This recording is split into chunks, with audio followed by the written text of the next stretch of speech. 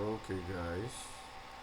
So today we're going to be talking about computer fundamentals and IT essentials, and we're diving straight into it.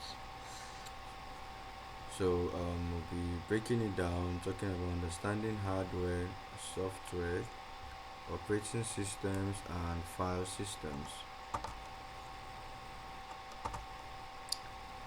Understanding computers starts with knowing what makes them work, both inside, that's the hardware, that's the parts of the computer or the personal computer, which is the laptop, and outside, which is within, there's anything that has to do with the software. The hardware, yeah, these are the physical parts of the computer you can touch, as I said. Could be the RAM, the keyboard, the motherboard, the hard drive, and others. As you can see, input devices, keyboard, mouse, microphone, tools for feeding data into a computer. Examples are hard drives and flash drives. Then we have the output devices, the monitor, the printer, the speakers used to display or output information, the processing unit, as the CPU as we know. Then memory and storage. Then we have the RAM, and we have the hard drive, which is the SSD, or we have the HDD, which for external hard drive. Software is programs and instructions that tell the hardware what to do. That's like, I'm sure we all know what software is, or for those that don't know what software are, it's that particular program that it's already been encoded to function on that laptop or system.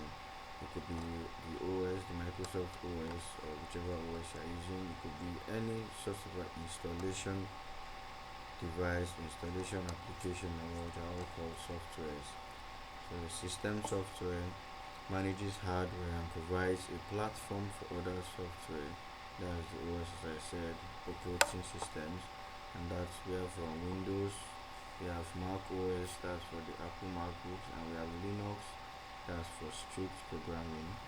We have application softwares, tools for specific tasks like word processing, Microsoft Word, browsing, VLC for media purposes, and so on.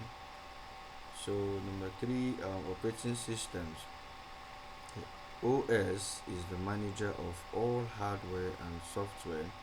It handles user interface, memory and file management, task scheduling, hardware control, and these are the examples that are listed below. Number four, file systems. The file system organizes data on storage devices, much like a digital filing cabinet. Files and folders used to store or organize data. And a video I made earlier, I mentioned the differences between the file systems of Windows and that of Linux and how they are being called. So you see their parts and their extensions.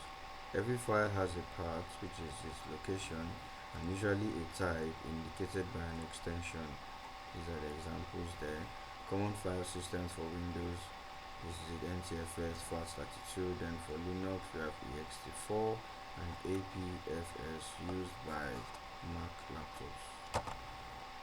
And this is the breakdown of the file system interface. You can see the VFS interface, then the sub layers, the local file system 1, local file system 2, and the remote file system, and how it's being broken down.